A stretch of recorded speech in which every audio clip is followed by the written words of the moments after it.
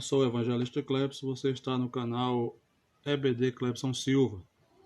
Hoje estaremos ministrando mais uma aula da revista da CPAD, intitulada O Verdadeiro Pentecostalismo.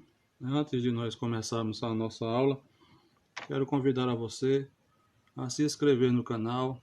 Nós estamos postando conteúdo simples e objetivo, em todas as semanas, de todas as lições. Nós estamos sempre postando aqui o conteúdo e você, como assinante, será um dos primeiros a receber o nosso trabalho.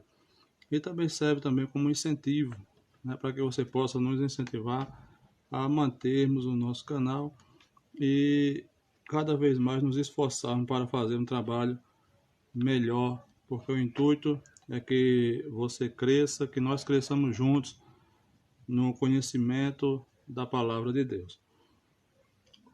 A lição que nós estaremos estudando hoje é a terceira lição que será ministrada no domingo, dia 17 de janeiro de 2021, intitulada O Batismo no Espírito Santo.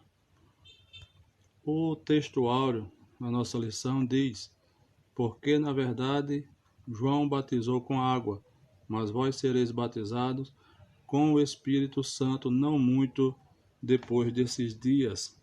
Atos, capítulo 1 e o versículo de número 5. A verdade prática diz o seguinte: ser batizado no Espírito é uma experiência espiritual perfeitamente distinta da nossa convenção. E para nós, essa é uma verdade apresentada nas Escrituras. A nossa leitura bíblica em classe se encontra no livro de Atos, capítulo de número 2, do versículo 1 ao versículo de número 13. Como os irmãos já estão acostumados, nós não temos por costume fazer a leitura bíblica para ganharmos tempo no vídeo, mas é importante que você já tenha feito essa leitura em casa. O objetivo geral diz: conscientizar a respeito do batismo no Espírito Santo como uma verdade revelada nas Escrituras. Objetivos específicos são 3. O primeiro é conceituar o batismo no Espírito Santo. O segundo, mostrar o propósito do batismo no Espírito Santo. E o terceiro e último objetivo é destacar o recebimento e a evidência do batismo no Espírito Santo. A nossa introdução ela diz o seguinte: o pentecostalismo é uma reação contra uma estrutura formal exageradamente intelectual do comportamento cristão. Estudar as Escrituras não precisa ser sinônimo de formalidade. O propósito fundamental do batismo no Espírito Santo é a busca de uma aproximação de um Deus pessoal e real. Então a gente já começamos a entender que o batismo com o Espírito Santo e o movimento do pentecostalismo, ele vem também com o intuito de mostrar para uma sociedade cristã que não precisa ser formalistas para estudar a Bíblia, não precisa ser um intelectual, porque fazendo assim você estará colocando Deus dentro de uma caixa onde Deus só pode trabalhar de uma forma, de um jeito que você conhece. No entanto, nós sabemos que a Escritura mostra que Deus trabalha de várias formas e de várias maneiras, e nós não podemos definir uma única forma para que Deus possa trabalhar. Antes de mais nada, é preciso a gente entender o que não é o batismo com o Espírito Santo. Eu separei aqui, dentre inúmeras coisas, separei aqui 5 pontos que a gente vai perceber que não é o batismo com o Espírito Santo. Primeiro, o batismo não é o sinônimo de salvação, O batismo com o Espírito Santo não é sinônimo de salvação, então não garante salvação para ninguém. Segundo, não é uma regeneração ou santificação. O batismo com o Espírito Santo não significa regeneração e nem tampouco santificação. O terceiro diz assim: não é uma experiência exclusiva dos dias dos apóstolos, ou seja, não é como falam os cessacionistas, que dizem que essa, esse presente, essa dádiva de Deus foi somente para os dias dos apóstolos, né? Pois nós sabemos que nós vivenciamos, né, essa promessa nos dias atuais. O quarto, dois termos, né, no Espírito Santo e com o Espírito Santo. Aqui existe, alguns teólogos defendem que a expressão no Espírito Santo e com o Espírito Santo são a mesma coisa. Entretanto, a gente observa que o pastor Elianai Cabral, na revista também da CPAD do segundo trimestre de 2011, né, ele tem uma postura diferente. Ele fala que o batismo no Espírito Santo é um e com o Espírito Santo é outro. Qual é a base? A base que ele usa é 1 Coríntios capítulo 12 e o versículo de número 13, que diz assim: pois todos nós fomos batizados em um Espírito, formando um corpo, quer judeus, quer gregos, servos ou livres. Todos temos bebido de um Espírito, né? Então a gente percebe aqui que, no ponto de vista do pastor Elianai Cabral, isso não é batismo com o Espírito Santo, né? Mas é o batismo no Espírito Santo, né? Então, o batismo no Espírito se trata da ingressão do crente no corpo da igreja, no corpo de Cristo, né? É o crente ingressando no corpo de Cristo. Esse é o batismo no Espírito.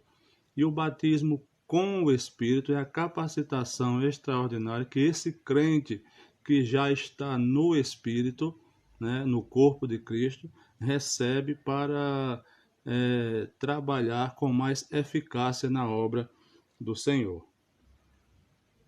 Quinto, não indica que o crente batizado tenha mais espiritualidade do que o outro, né, que não foi. Então, o batismo com o Espírito Santo não é uma indicação de espiritualidade maior do que aquele que não tem o batismo com o Espírito Santo, ou que ainda não recebeu, né? Então, não é indicação de espiritualidade.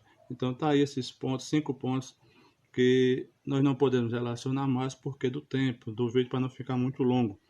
Mas esses 5 pontos aqui você já vai ver ele intrínseco na decorrer da lição. Vamos ao primeiro ponto da nossa lição, que diz: o que significa batismo no Espírito Santo? O que significa batismo no Espírito Santo? Diz assim: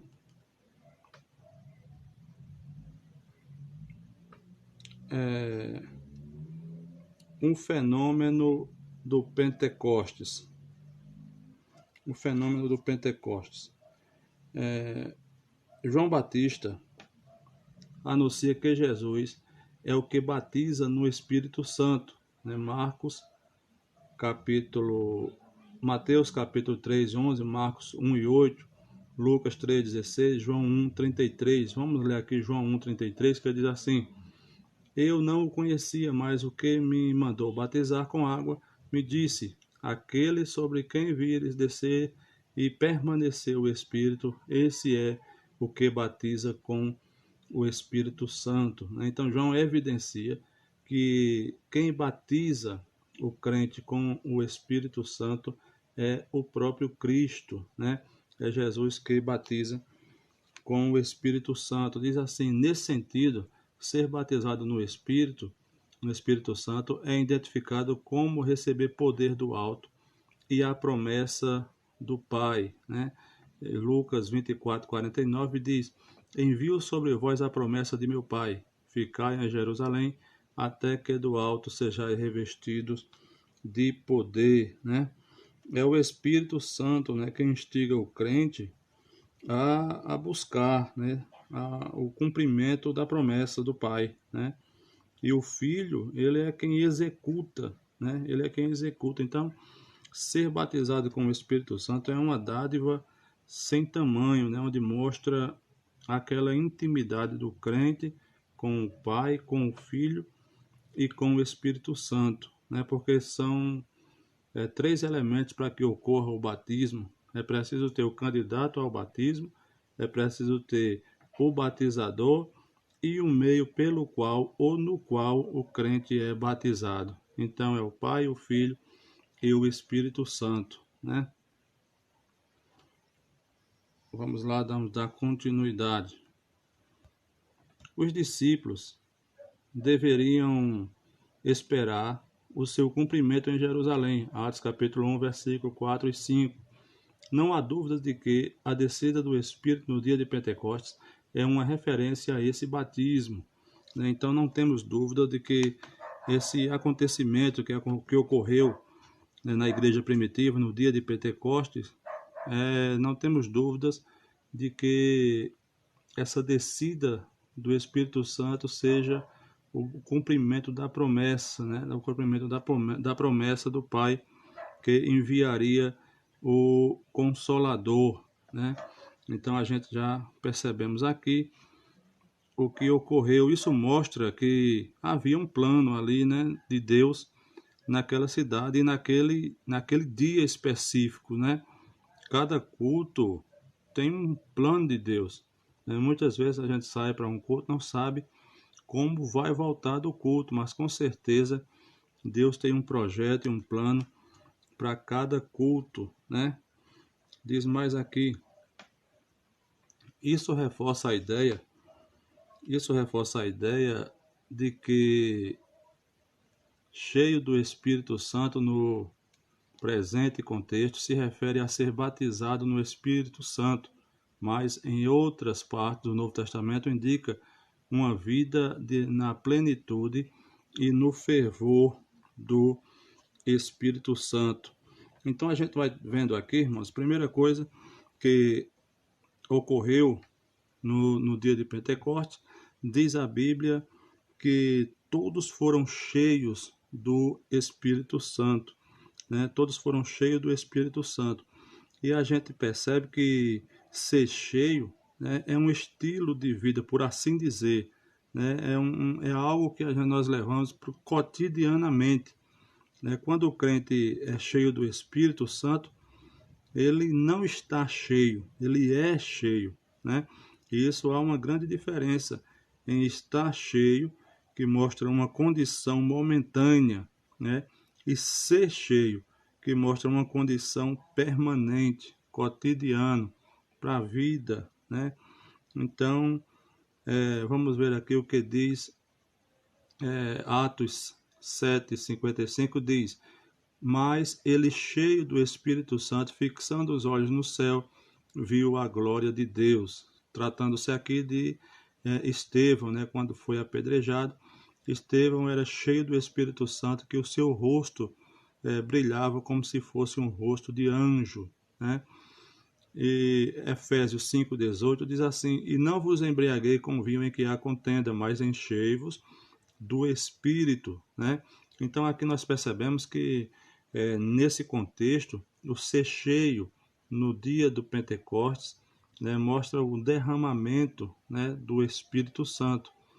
E quando Paulo vai falar sobre ser cheio, Paulo vai mostrar um padrão de santidade cotidiana, né, para aquela pessoa, para aquele crente que é cheio do Espírito Santo, né, para aquele crente que já é cheio do Espírito Santo.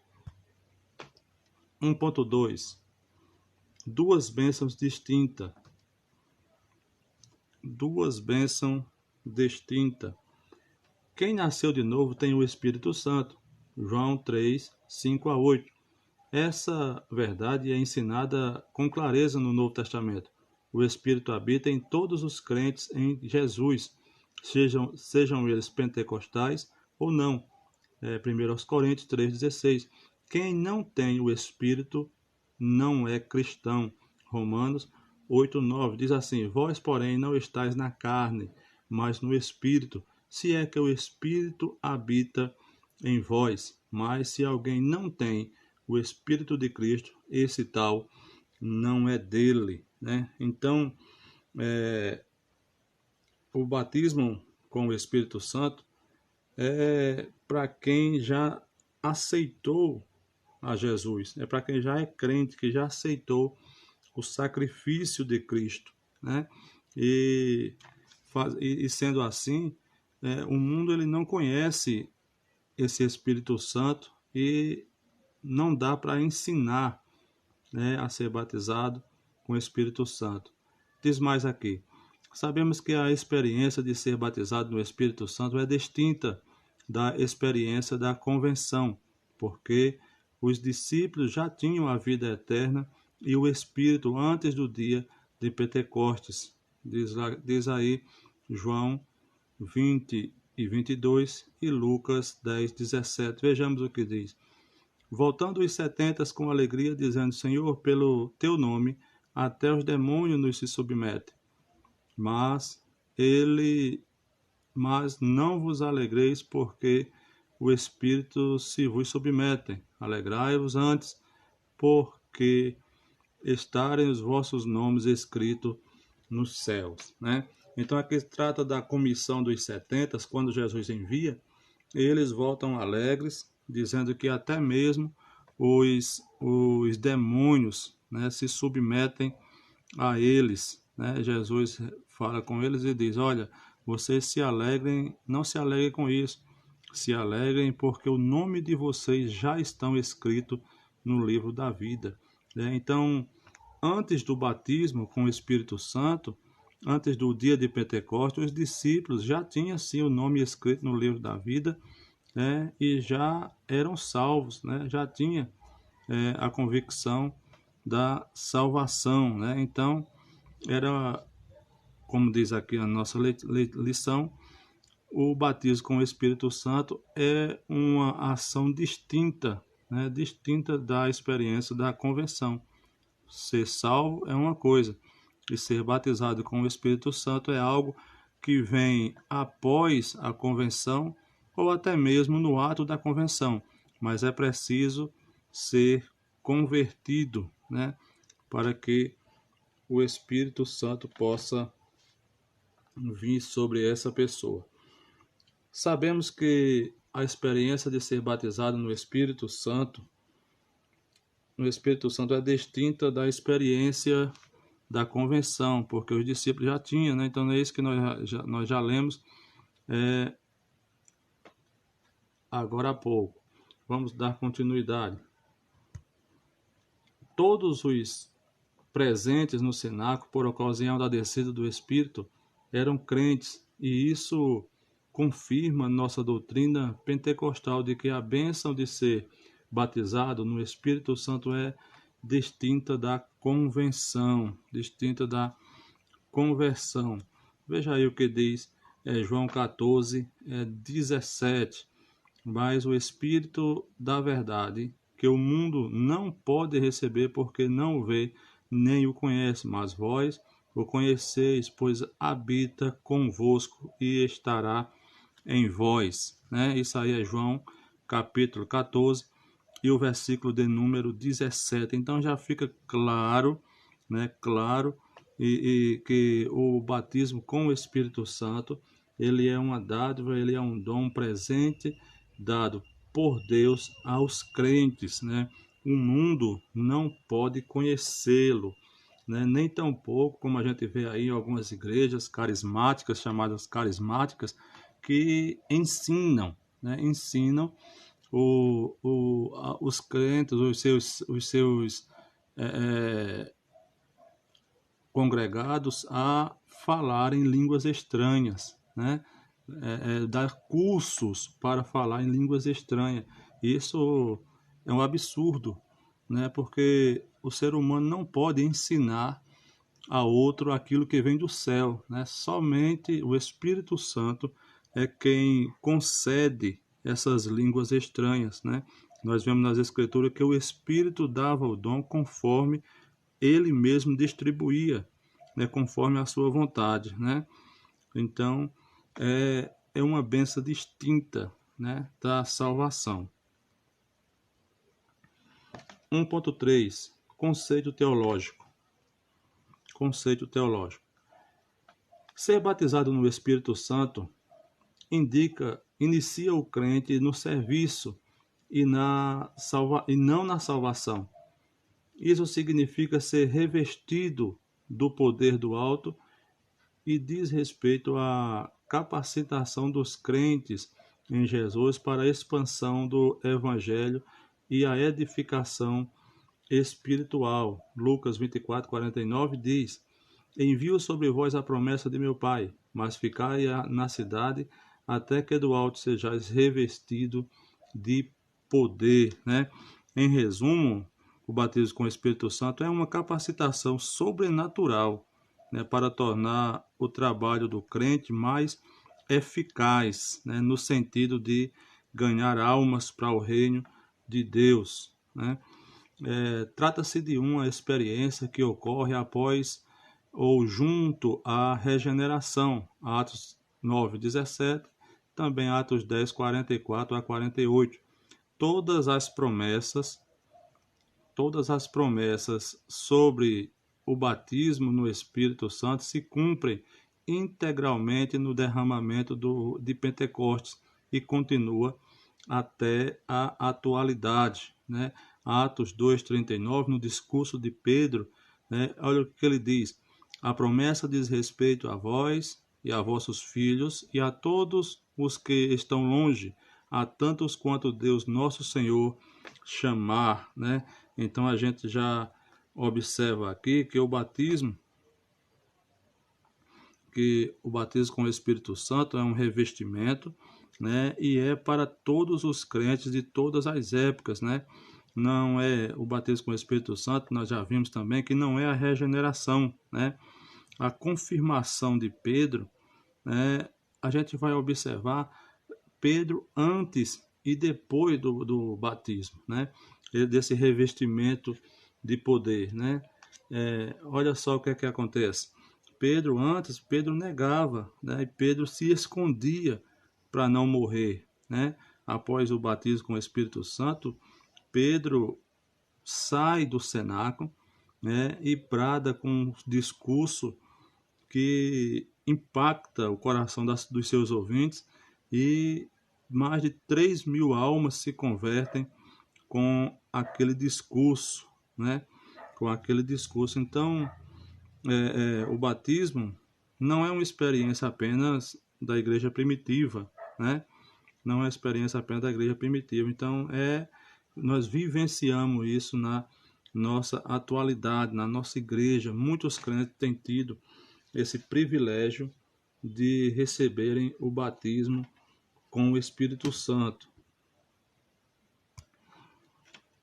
Segundo tópico da nossa lição, ele diz o seguinte: o propósito do batismo no Espírito, né? Aí vem finalidade. Nós já sabemos, né? Nós já sabemos e concordamos que o batismo com o Espírito Santo ele não é a salvação, né?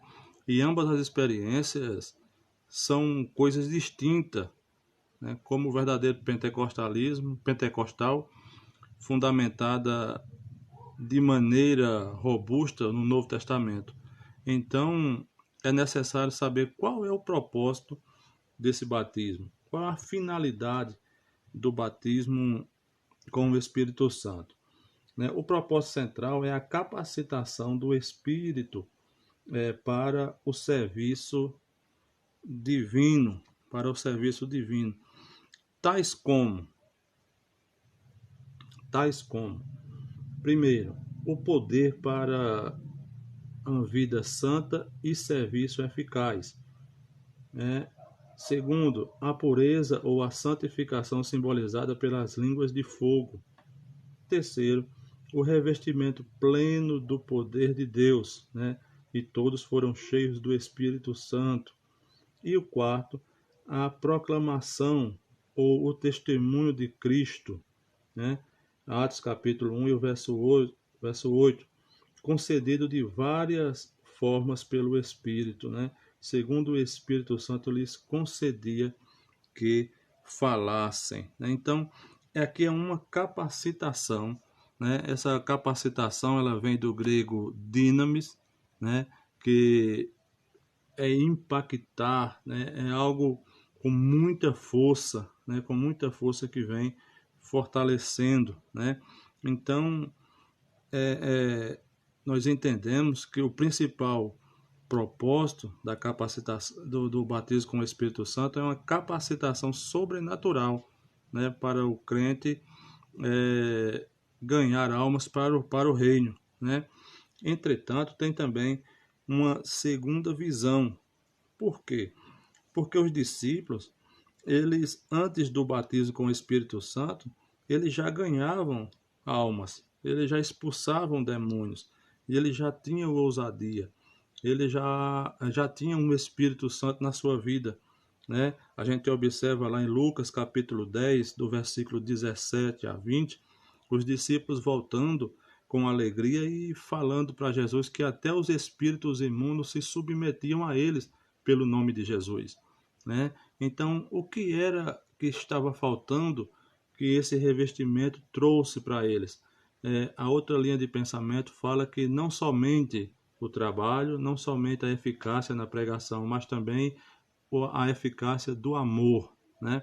A gente observa que os discípulos ele não tinham comunhão com os samaritanos, os judeus não tinham comunhão com os samaritanos. Entretanto, Atos 1 e o versículo 8 diz que aqueles que receberam o Espírito Santo seriam testemunha em Jerusalém, na Judéia, em Samaria e até os confins da terra. Observe Samaria, né? Onde aqueles que não iam em Samaria, que não se comunicavam com os samaritanos, agora, pelo poder do Espírito, eles iam ter que ir lá e ministrar o Evangelho e falar do Evangelho da salvação.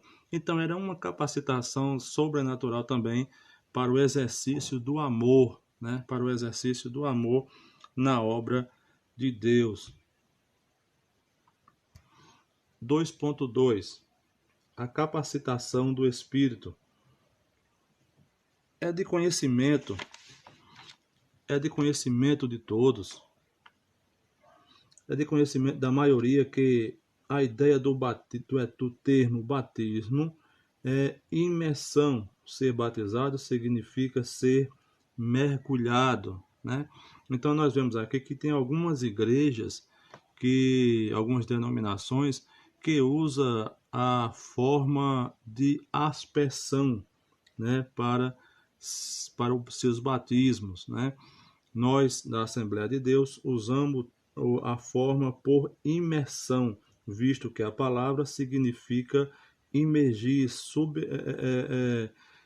significa uma imersão, né? A palavra batismo significa submergir, né? Nós seguimos um método que é segundo a Bíblia. Jesus foi batizado por imersão, né? E não por aspersão, né? Então vamos lá.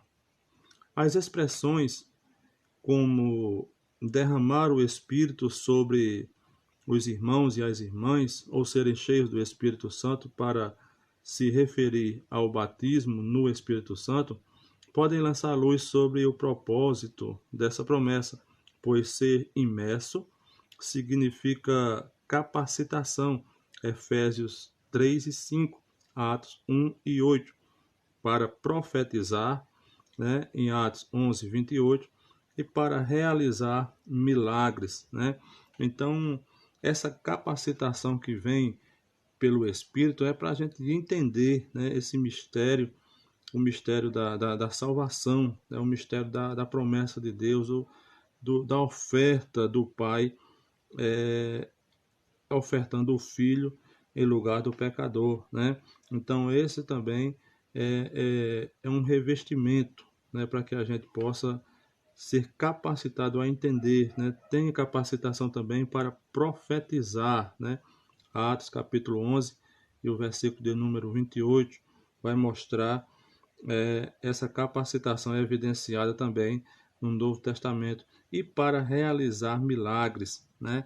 Em Romanos capítulo de número 15 e o versículo de número 19, né? A expressão ser cheio do Espírito Santo tem conotações distintas aqui em Lucas, né, no livro de Atos. Ela revela uma capacitação para o serviço, né? Mas já o apóstolo Paulo, escrevendo aos Efésios, a questão é de caráter, né? É de vida santa. Para fundamentar melhor essa resposta, leva em conta a pergunta leva em conta a seguinte explicação do professor, né? Então, a gente percebe que ser cheio do Espírito Santo em Lucas está relacionado ao serviço, né? A mordomia cristã. E ser cheio do Espírito Santo em Paulo, em Efésios, significa uma, uma vida plena em santidade, né? Uma vida devota em santidade a Cristo.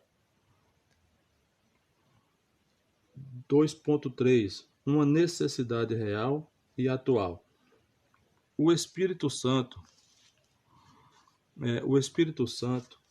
veio no dia de Pentecostes porque os discípulos precisavam que a sua mensagem fosse revestida de poder para salvar os pecadores, né?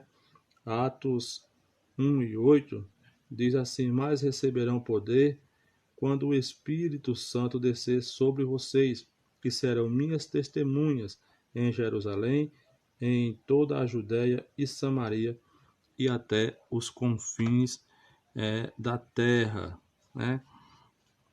Veja o que diz mais. E a descida, né, do Espírito Santo veio atender a essa necessidade dos apóstolos, né?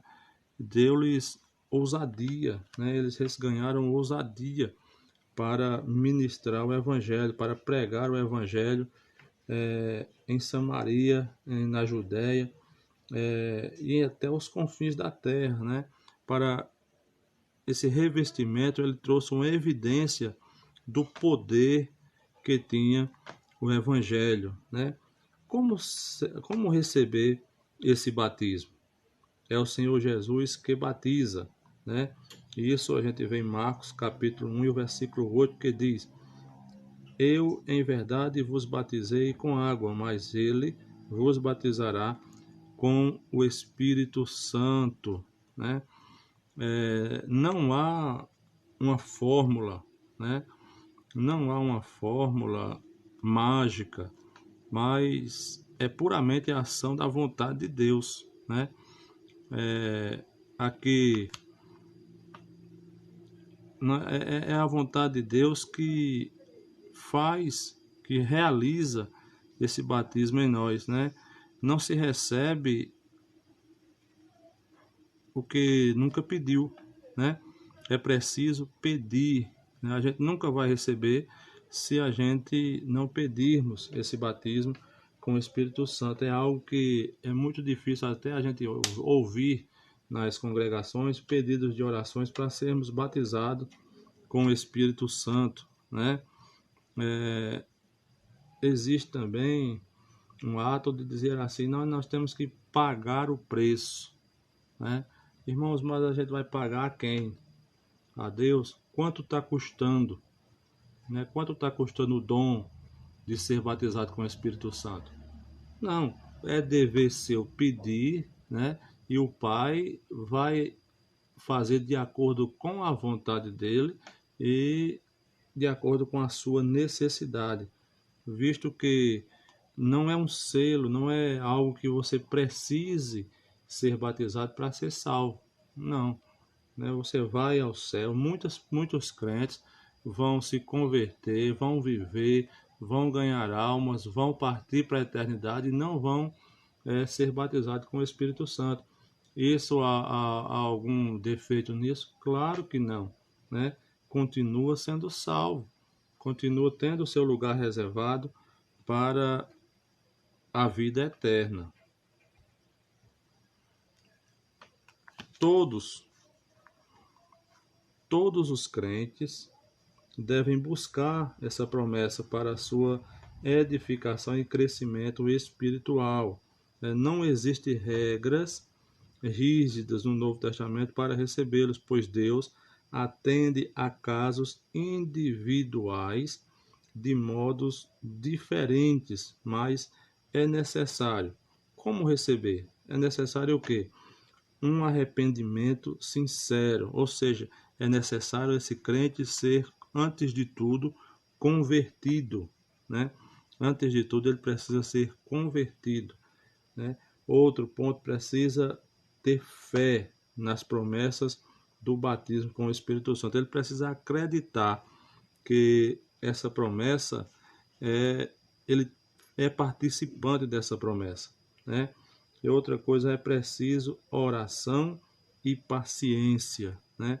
É preciso muita oração e paciência, né, para receber o batismo com o Espírito Santo, visto que depende unicamente do batizador, que é Cristo, unicamente da vontade do Pai, que é Cristo. Nós vemos aí muitos cultos, muitos pregadores frustrados, porque eles muitas vezes chamam aquele que não foi batizado com o Espírito Santo, chamam lá à frente, né, e afirmam que Jesus vai batizar, né? Aí coloca ali aquele louvor, né, bem pentecostal, por assim dizer, coloca ali aquele, né, e vai ali fornecendo ali um frenesim no meio dos irmãos, e onde está aqueles irmãos mais sensíveis, né, mais sensíveis, eles chegam a ter uma experiência diferenciada, mas não acontece o batismo. Então, não é por mérito, não é por ação de homem, é puramente por ação de Deus, né? Não pode ser algo forçado, né? Não pode ser algo forçado, como vemos em muitos casos aí, né? Muitos ensinando, até mesmo, como já falei, as línguas estranhas, né? E a língua estranha só quem ensina é o Espírito Santo de Deus, né? Então vamos lá, terceiro e último ponto.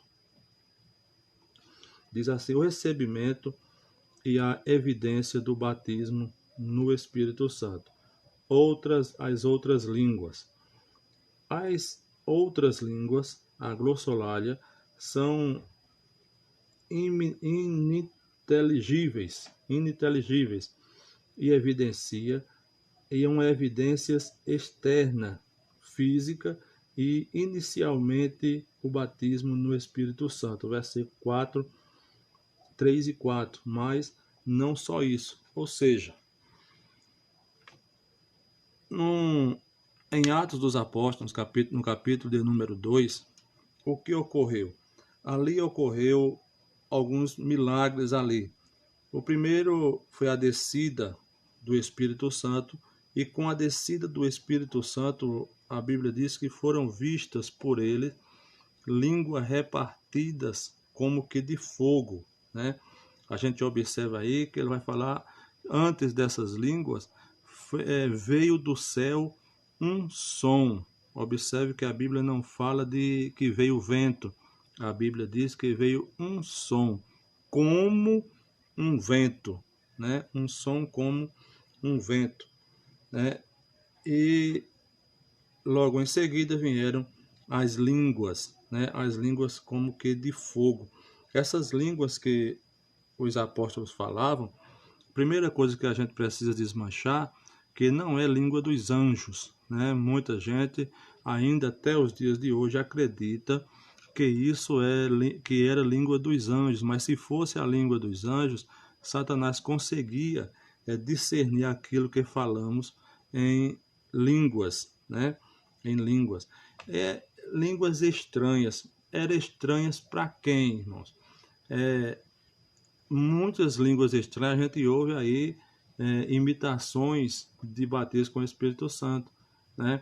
Mas as línguas que se falavam, houve ali um milagre. Observe que houve um milagre, pois tinha gente de todas as etnias ali naquele dia, né? A nossa leitura bíblica em classe, ela vai mostrar que tinha gente ali, ó, partos, né, dos medos, alamitas, né, tinha ali da Frígia, tinha ali da Porfia, do Egito, partes da Líbia, né? Então, todas essas pessoas estavam lá, né? E quando os apóstolos começaram a falar, eles começaram a falar em línguas. E aqueles que ouviam aquilo que os apóstolos falavam na sua própria língua, né? Eles entendiam aquilo que o apóstolo falava. Não que os apóstolos ou Pedro estivesse falando na língua frígia, na língua dos egípcios. Não, ele estava falando a linguagem dos anjos, a linguagem do céu, né? Ele estava falando o dialeto com Deus, a língua do Espírito Santo, que o Espírito Santo lhe concedia que falasse. Ele não estava falando ali na língua frígia, né? Não estava falando ali na língua da Panfilha, não estava falando ali na língua do Egito, não.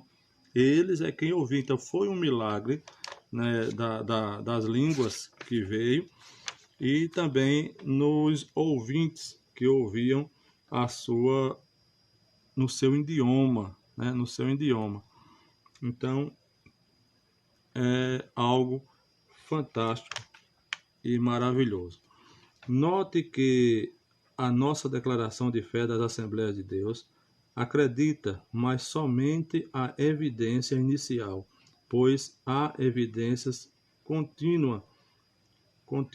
pois a evidência continua a presença especial do Espírito como fruto do Espírito e a manifestação dos dons, né? Então a gente observa aqui que na Assembleia de Deus, no credo da Assembleia de Deus, na declaração de fé, as línguas estranhas são a principal evidência da confirmação do batismo com o Espírito Santo, né? Do batismo com o Espírito Santo. Então, essa evidência. Para nós é claro que em outras denominações existe outras fontes que evidenciam também, segundo as Escrituras, né? Eles traduzem de forma que existem outras evidências para esse batismo, né? Então, vamos dar continuidade. Sua fonte é o próprio Espírito, né? Sua fonte é o próprio Espírito Santo, versículo 8 ao versículo de número 11. Né? Em línguas, os discípulos falavam das grandezas de Deus, né? Versículo de número 11. E na casa de Cornélio, todos ouviram falar em línguas e magnificar a Deus. Atos 10, 46. Então, todos, né, era uma língua que manifestava a glória de Deus. Essa capacitação do batismo, ela fazia com que as pessoas que foram batizadas falassem das grandezas de Deus, né? E todas as pessoas que estavam ali entendiam a sua própria língua, né?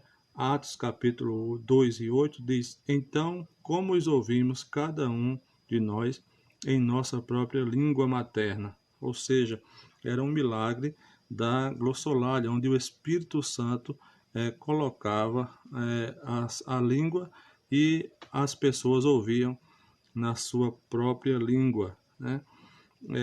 Na casa de Cornélio não foi diferente, né?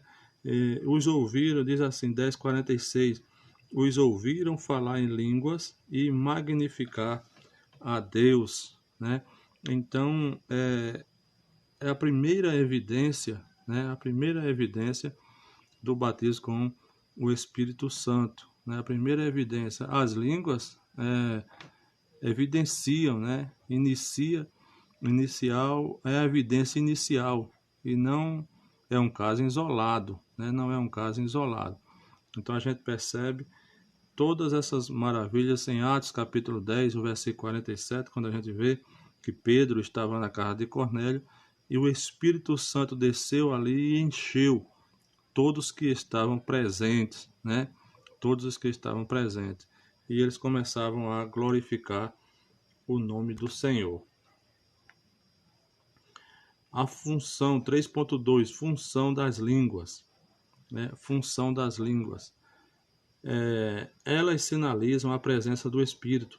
O dom de línguas, pelo que se vê nos capítulos 12 a 14 de 1 Coríntios, está associada à oração pessoal. As línguas em Atos indicam o recebimento do poder profético, né? Então diz assim, Atos 9:6, quando Paulo lhes impôs as mãos, veio sobre ele o Espírito Santo e começaram a falar em línguas e a profetizar. Atos 19 e o versículo de número 6. Então a gente já percebe aqui que as línguas, o dom de língua tem como função inicial da presença do Espírito, né? Mas não é um sinal de santidade, né? É um sinal de que o Espírito está presente, né? Também ele é uma edificação do próprio crente, né? Que fala, né? O apóstolo Paulo, escrevendo aos Coríntios, no capítulo 14, o verso 4, diz que quem fala em línguas edifica a si mesmo, né? A si mesmo. As línguas nas cartas paulinas são também importantes, pois o apóstolo as descreve como línguas do Espírito, por meio das quais conversamos com Deus em mistério. Veja aí Atos 14, ou 1 Coríntios, capítulo 14, o versículo 14, que diz: Pois se oro em línguas, meu espírito ora, mas a minha mente fica infrutífera, né? Então, segundo Paulo, é um dialeto com o qual falamos com Deus, né, em mistério, né, e não é língua dos anjos, como eu já falei, né? Se fosse língua dos anjos, Satanás, sendo ele um arcanjo, ele ia descobrir aquilo que falamos, né? Nem nós mesmos sabemos, porque a nossa mente ela fica infrutífera, como disse Paulo, né? Mas o nosso espírito fala em mistério com Deus, né? Por meio delas, oramos em espírito e louvamos a Deus. 1 Coríntios, capítulo 14, 14 a 17. Esse dom, sem dúvida, é muito útil para a oração, as devoções pessoais e o desenvolvimento da nossa sensibilidade ao Espírito. 1 Coríntios, capítulo 14, o verso 2 diz: Pois quem fala em língua não fala a homens, mas a Deus. De fato, ninguém o entende. Em espírito fala de mistérios, né? 1 Coríntios 14 e o versículo 2, né? Isso quando falandas a Deus, né? Pois para falar aos homens, Paulo afirma ser melhor falar de forma que o ouvinte entenda, né? Já imaginou uma profecia pessoal falada apenas em línguas estranhas? Que aquela pessoa que ouviu essa profecia, não tem como ela ser edificada, porque ela não entendeu, né? Ela não entendeu aquilo que foi passado para ela, né? Então Paulo ele exorta que a gente fale em línguas inteligíveis quando se vai profetizar, para que essa pessoa que vai receber a profecia entenda aquilo que Deus está falando, né? A gente percebe, tem irmãos que pega na mão de outro irmão e sai aí andando no meio da igreja, com ele com a mão levantada, fala 10 minutos de língua estranha e no final aquele irmão não entendeu nada, né? Não entendeu nada. Foram as línguas que sinalizaram o batismo de Cornélio. Que sinal tangível levou Simão, o samaritano, a desejar o dom? Atos 10, 45, 46 diz: os judeus convertidos que vieram com Pedro ficaram admirados de que o dom do Espírito Santo fosse derramado até sobre os gentios, pois os ouviram falar em línguas e exaltando a Deus. A seguir, Pedro disse, Atos 10, 45 e 46. Então a gente percebe também que foi algo tão extraordinário naquela época que até mesmo o mago, né, chamado Simão, né, que a Bíblia diz que ele havia enganado a muitos ali naquela cidade, observou, ele quis comprar, né, esse dom, quis comprar, e Pedro disse que ele não tinha parte, né, não tinha parte. Então, quando a gente diz, irmãos, que não é comprar, não tem o que pagar preço, né, eu tenho simplesmente que pedir e insistir pedindo, né, insistir pedindo. Quando a gente receber, não podemos dizer que comprou, que pagou o preço, né? Porque senão alguém pode perguntar quanto custou e a quem você pagou. Não, é uma dádiva de Deus, é um presente de Deus para os seus filhos. 3.3 A atualidade das línguas, né? Diz mais aqui: a promessa de ser batizado no Espírito Santo é para toda a igreja. E isso engloba todos os cristãos em todos os lugares e em todas as eras, né? Joel, capítulo 2, versículo 28 a 32, Atos 2, do versículo 16 a 21, de modo que as línguas são inseparáveis do batismo no Espírito Santo, né?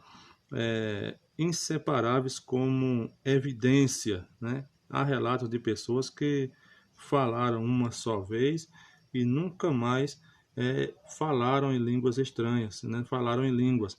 Porém, para evidenciar o batismo é necessário que se fale pelo menos uma vez, né? Que se fale pelo menos uma vez em línguas, né? Diz mais aqui: dos 3 sinais sobrenaturais manifestos no dia de Pentecostes com a descida do Espírito Santo, somente o falar em outras línguas, versículo 4, veio para ficar. Ele se repete, né? Ele se repete. Olha só o que é que aconteceu. Veio o primeiro sinal que ocorreu veio do céu um som como de um vento veemente e impetuoso. Então não houve vento, houve apenas o som do vento, né? E o terceiro, línguas repartidas como que de fogo, né? Ocorreram uma só vez e eles não se repetiam nunca mais, né? Então essas línguas, a visão do fogo, né, das línguas de fogo sobre a cabeça deles, nunca mais se repetiram, mas o falar em outras línguas, isso está conosco até os nossos dias, né? A conclusão, ela diz o seguinte: o que todo o povo pentecostal precisa saber sobre a presente lição, quer ser batizado no Espírito ou no Espírito Santo, é uma experiência distinta da convenção e que capacita o cristão para testemunhar de Cristo e ter uma vida cristã abundante e vitoriosa. Que essa manifestação do Espírito é atual e concedida a quem busca com fé a abundância, humildade e persistência, cujo sinal físico é falar em línguas. Pois bem, meus irmãos, nós chegamos ao final de mais uma lição, né? Então, que Deus os abençoe, que Deus continue abençoando nós estaremos juntos, se assim o Senhor permitir, na lição de número 4, né, que vai falar da atualidade dos dons espirituais. Então, se você gostou aí da nossa lição, deixa aí o seu like, deixa aí o seu joinha, se inscreva no canal como forma de incentivo, né, e nos ajude a melhorar, porque cada vez mais nós estamos fazendo para que nós possamos crescer juntos e unidos na presença do Senhor. Que Deus em Cristo vos abençoe, em nome de Jesus.